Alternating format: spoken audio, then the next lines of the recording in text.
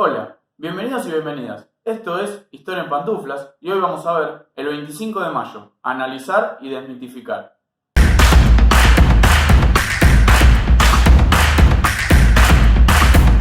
Tras la caída de la Junta Central, es decir, la única autoridad con la capacidad y la legitimidad para gobernar en todo el imperio, no había otra que gozara de la soberanía y la representación del rey.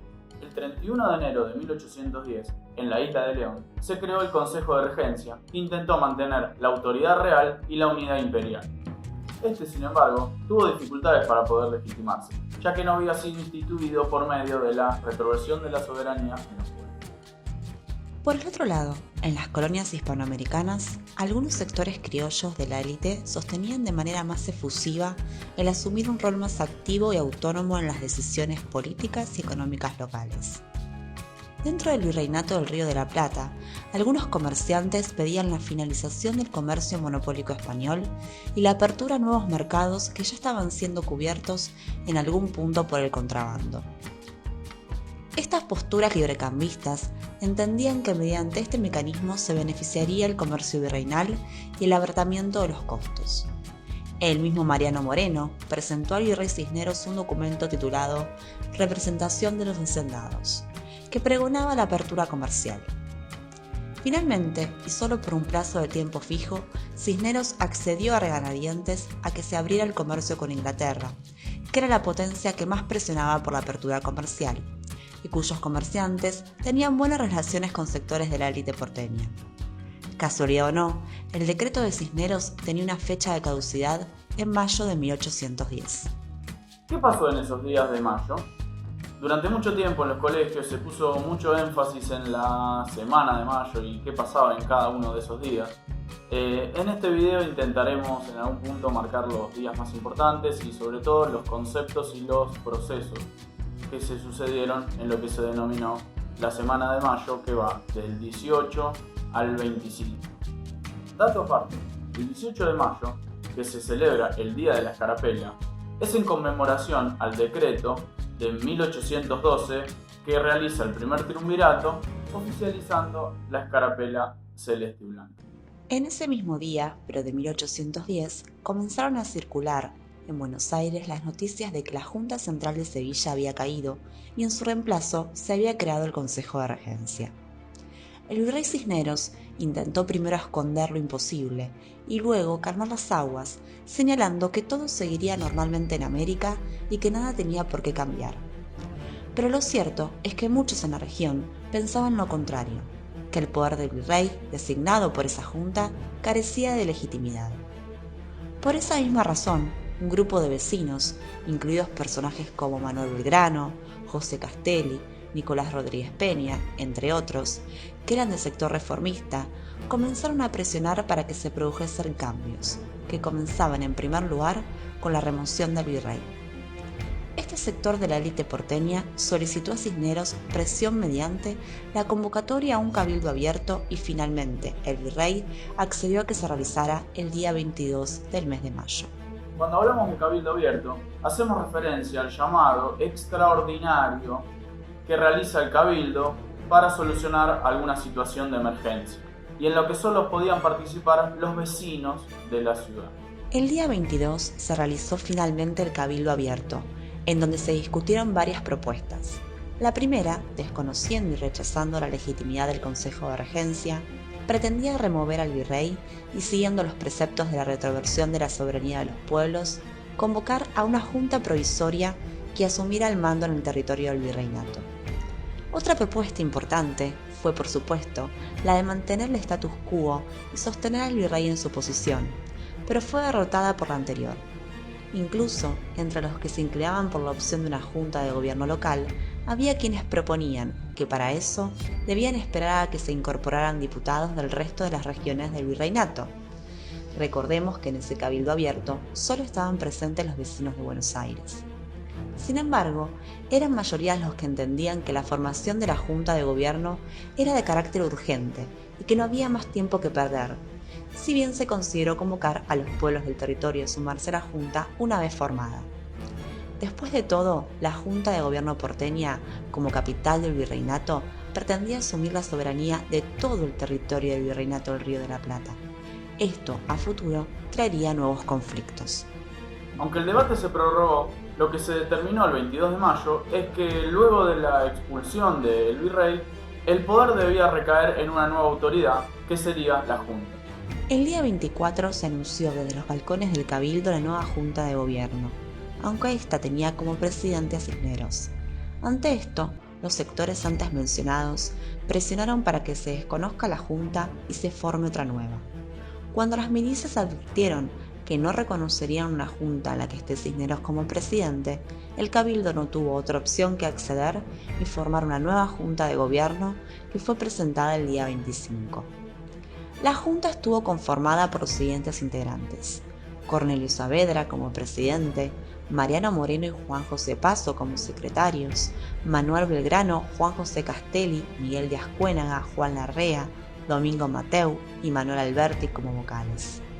Todos ellos, desde diferentes funciones y cargos, habían sido personajes importantes de la élite virreinal. Podríamos decir, inclusive, que pocas cosas los separaban de los demás miembros de la élite. En muchos casos había entre ellos fuertes lazos de amistad y parentesco. Esto significaría, en el largo plazo, un punto de no retorno y de ruptura con el orden colonial español.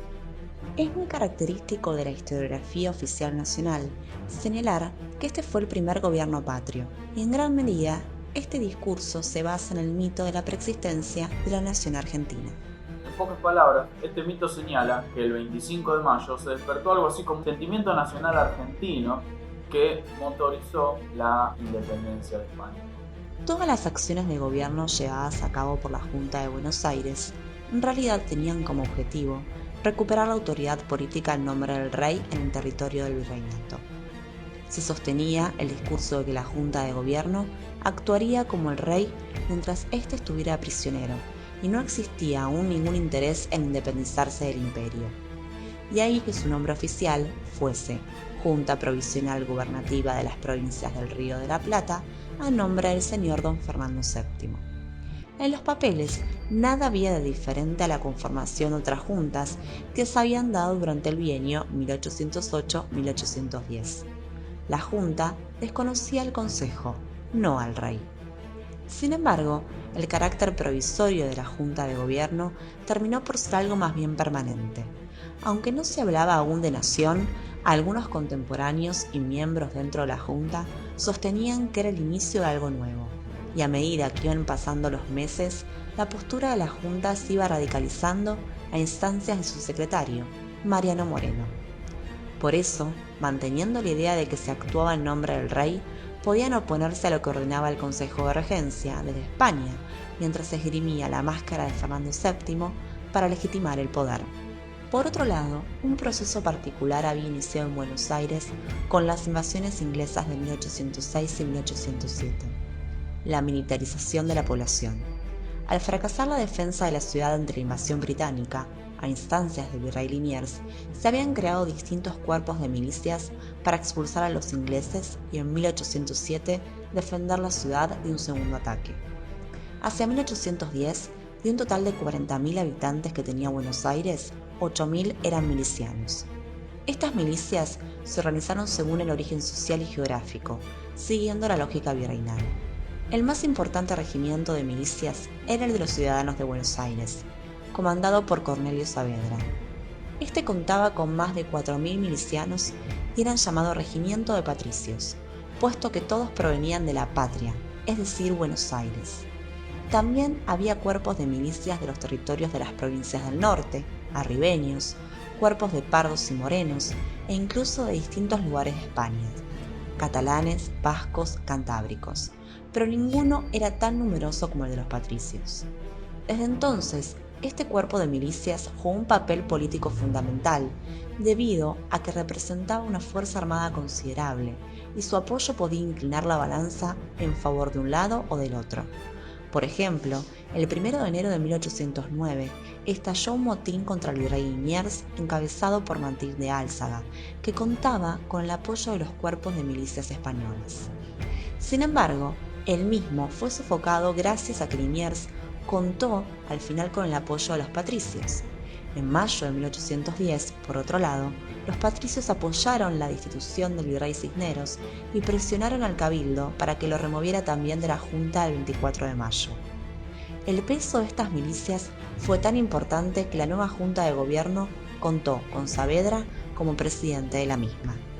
Uno de los aspectos revolucionarios de la militarización era la apertura de nuevos canales de expresión para un sector que estaba excluido políticamente hasta entonces: los criollos y, sobre todo, los sectores populares.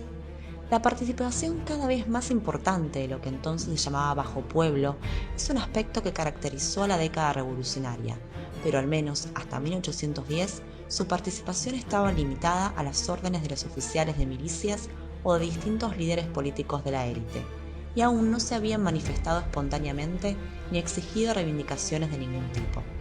A medida que la revolución avanzaba y las ideas de soberanía popular se difundían en todo el territorio, los sectores bajos, tanto en el campo como en las ciudades, comenzaron a participar en política de forma espontánea, activa y organizada, poniendo en cuestión inclusive los preceptos de los revolucionarios. El proceso de militarización no terminó el 25 de mayo de 1810. Una vez formado el gobierno, se emitió una proclama invitando al resto de los pueblos del virreinato a sumar representantes a la Junta. Sin embargo, esta invitación iba acompañada de milicias por si no era correspondida. Así, la Junta porteña se atribuía la legitimidad de gobernar en nombre del rey frente al resto del virreinato. Esto indica que la identidad territorial estaba enmarcada en la estructura colonial y no en un Estado-nación nuevo. En realidad, no todos acataron esto. Las ciudades de Montevideo, Asunción, Córdoba y las provincias del Alto Perú se opusieron a la Junta formada en Buenos Aires. Basadas en la misma idea de retroversión de la soberanía, algunas ciudades con cabildo se preguntaban: ¿por qué no puedo formar mi propia junta? Buenos Aires los acusó de oponerse a la legítima representación del rey en la región y envió tropas para obligar a sumarse, donde el caso público más violento sería el fusilamiento del ex virrey Liniers en agosto de 1810, cuando las tropas marchaban a Córdoba a sofocar el levantamiento. La conformación de la Junta de Buenos Aires no distó de los argumentos teóricos que habían conformado al resto de las juntas. Sin embargo, los cuestionamientos políticos, sociales y económicos, sumado a los hechos específicos que habían sucedido en la ciudad de Buenos Aires, como las invasiones inglesas, crearían una situación particular del proceso más general que se había iniciado con el bienio de 1808 a 1810. Este proceso, si bien mantuvo algunas estructuras previas, generó cambios y transformaciones irreversibles, que es por ello que podemos denominarlo un proceso revolucionario. Si bien la Revolución de Mayo no tuvo un acontecimiento específico como fue la toma de la Bastilla en Francia o el Palacio de Invierno en Rusia, lo que inició en la Semana de Mayo abrió el camino para lo que luego podríamos entender como un proceso revolucionario en el Río de la Plata.